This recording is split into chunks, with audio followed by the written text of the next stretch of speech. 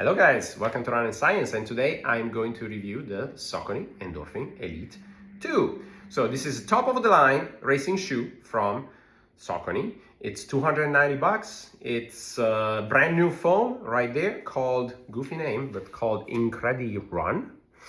And it's light, 230 grams for my US 11.5.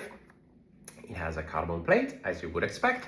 It has a booty upper construction here at the top with a TPU mesh here at the forefoot and a really nice and soft fabric here at the heel with minimal padding, but the fabric is so soft that you don't really need it. It's very good padding here, very good heel counter, not constructed at all. It's very soft. The upper here, if you notice, is a booty upper, and the tongue, which is stitched to it, of course, it's a booty upper. The tongue is a different fabric than the TPU mesh right here. It's very breathable. The tongue is also very breathable, but if you notice, when you crank up the laces, the tongue, it creases quite a bit. Okay, this is a problem for this shoe. When I'm going to talk about what I don't like about this shoe, we'll get over to the upper as well. At the bottom is 40-32, okay, so 40 millimeter in the heel, 32 at the front, barely legal for the World Athletic limit. It has the carbon plate that you would expect. It's a carbon plate that is spoon-shaped, classic shape for the carbon plate. And really it's all about, this shoe is all about this new foam. This new foam is, if you go on Run Repeat, you'll see it's the softest foam that you will ever feel in a shoe. Right, at the bottom here, the white part below the plate is 4.0 in softness. Okay, so it's incredibly soft. Here at the top is 5.9, 5.8 or something like that. Again, just to give you a comparison, the other shoes are usually in the range of 10 to 20. Okay, the softest that you can get in terms of racing shoe is probably the new Adios Pro 4 with the new Light Strike Pro 2.0, and that is around 11 in terms of softness. This is 4, so it's incredibly soft. It's something that you'll never feel with any other foam out there. Also though, this is incredibly high energy return. Okay, the energy return of the shoe is number one, again, according to Run Repeat numbers, is the top energy return shoes on the market, 80.6, I believe. It returns more energy than the Fast R3 and the Adios Pro 4. By the way, I will review those two shoes after this one as well. I think it's a great time to buy racing shoes. Again, I'm slow, I don't need racing shoes, but my mechanics is quite good, and these shoes are quite fun. Okay, so if you need stability, you cannot run in these shoes. But if your mechanics is good, even if you're a little slower, you can run in these shoes, and they're really fun to run in. So that's why I'm reviewing them. Also, great sales going on right now, great prices. So that's why I buy all my shoes. So I'm buying these at a great price, and then I put up the words out there on which one should you buy or not buy. With that said, probably in 2026, the new crop will come out around probably the spring marathon, I would expect. After March and on, I would expect the new versions to come out. Regardless, let's talk about this shoe. Okay, what I do like about this shoe is the foam.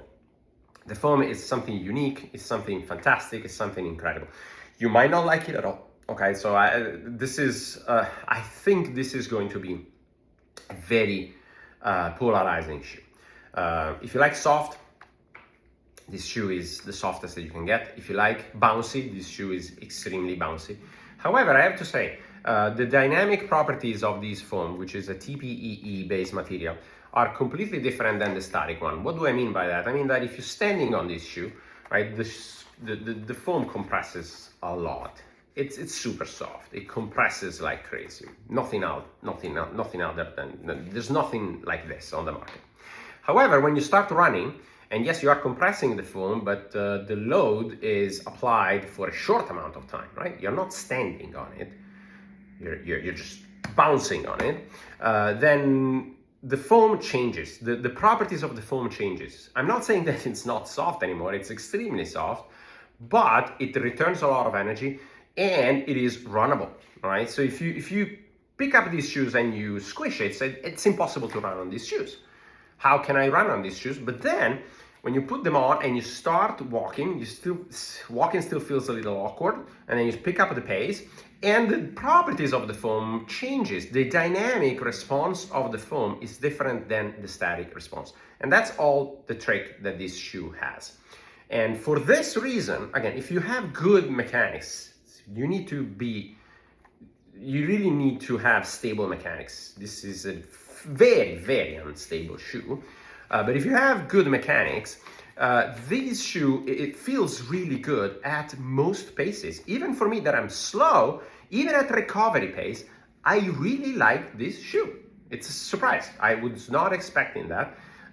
But again, the dynamical property of the foam changes with the effort that you put in, to the point where even at recovery pace for me, these shoes are runnable.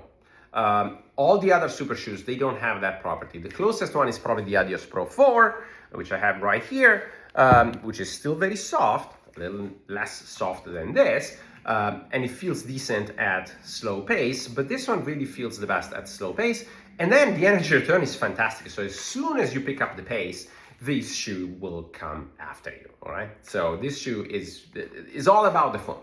The upper, things I don't like, the upper I don't like it, or rather the back half of the upper, I do like it quite a bit. It's nice and wide, it's very soft, it provides good lockdown, but the upper here, it's too high volume and it's really hard to get a good lockdown.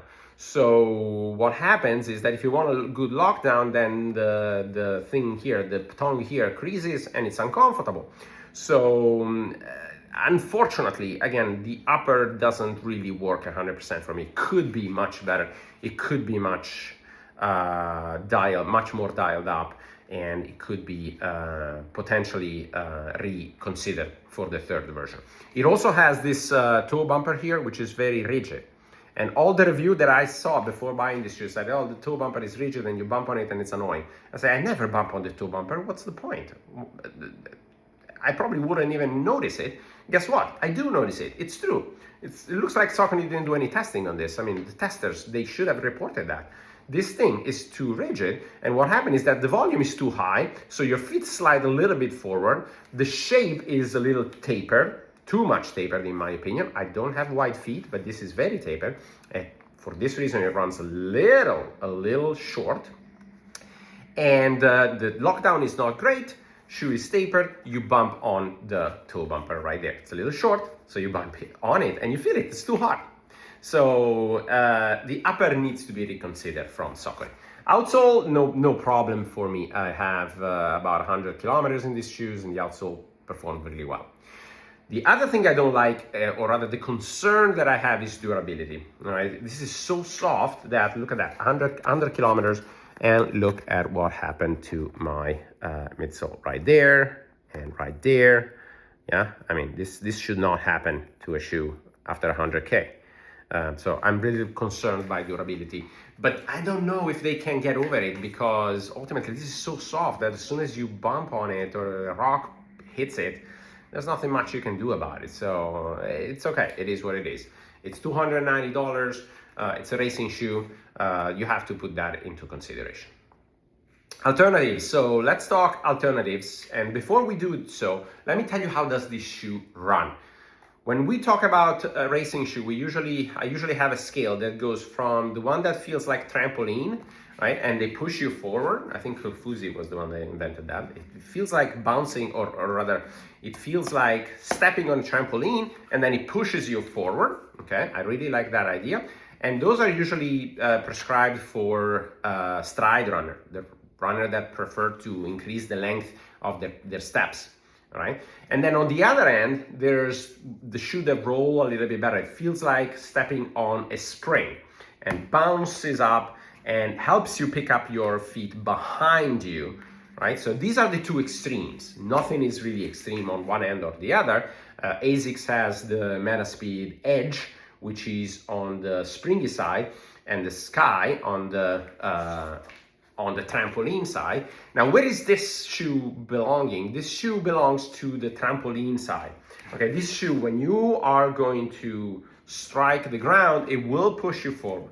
It's really, really good at pushing you forward, locking the pace up, fast pace, locking it up, and it moves by itself. Really, it helps you quite a lot. Those shoes that feels like trampoline helps you maintaining the paces for quite a long time.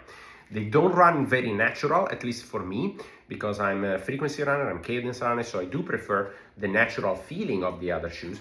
But these one, despite being a little less natural, they really push you forward. So they really help you keeping the pace up when you're tired. They really help you keeping the pace up quite substantially. All right. The rocker right here is not as extreme as other shoes, so that's not a concern there. And it's not moving this shoe even further down the trampoline side. This is really on the trampoline side, but not too extreme. Classic example, the shoe that I would compare these to is the Alpha Fly 3. Okay, the Alpha Fly 3 has a flat carbon plate, and it has the pods at the bottom that acts pretty much like the foam here, and it pushes you forward dramatically. Okay, so the Alpha Fly is even more on the trampoline side. It's probably the most trampoline shoe that I've ever tried, because it's really, really aggressive on that front of pushing you forward. This one is a little less aggressive, but still on that side of the spectrum. Okay. Again, the Alpha Fly is much less soft. Okay, this is much softer than the Alpha Fly. The Alpha Fly is not good at all at slower paces. This one, I can run it at slow paces, at least me. Okay, it's extremely unstable, but then again, there's a couple of things to notice. The cutout here is on the lateral side, it's on the external side. So when if you have instability where you tend to overpronate, right? I do overpronate a bit when I'm tired, but there's a lot of foam here on the inside that will keep you up. So it's not extremely unstable on the medial side. It's extremely unstable in the heel, no questions about it. If you're a heel striker, you're not gonna like that, but you're not gonna like the Alpha Fly either. But this shoe is laterally biased, so it wants to roll out rather than roll in. And again, if you have good mechanics, this shoe is quite clever. And the response of the foam is what makes the foam runnable. And also here, you're basically sitting inside the sidewall. So it has sort of a raised sidewall that keep your feet or the heel locked down at the bottom. Okay, so it's unstable, but not as unstable as one might think. I would put it at the same level of instability as the Alpha Fly. Alpha Fly 3 is really the closest shoe that I can think of with this.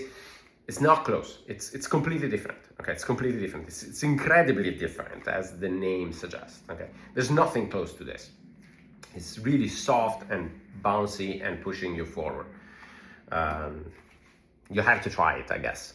The other alternative that I will put these on comparison is the Adios Pro 4. Not because these shoes feel the same, they don't, but this is also very soft. Okay, it's probably 11.5 in the durometer here, and it's the other soft racing shoe that you can find on the market, and they run really different. This one has a pretty aggressive rocker, early stage rocker. This one doesn't, is fairly late stage. So this one runs in the middle of the scale. It's not really one that wants to push forward too much, except for the rocker.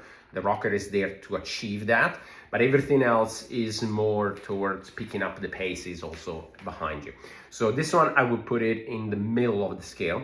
The Alpha Fly is clearly towards the trampoline side, and this one is clearly towards the trampoline side, and then the Vaporfly is on the other end, just to give you an idea. But the Adios Pro 4, I would compare it with this just only because it is as soft. No, not as soft, but it's on the softer end. So if you want something soft, but not as soft as this, then this one is a good alternative. Also, the upper here, it's much more comfortable. The upper in the Alpha Fly is also much more comfortable. Unfortunately, the upper here is not as good as this or any other shoes that I mentioned.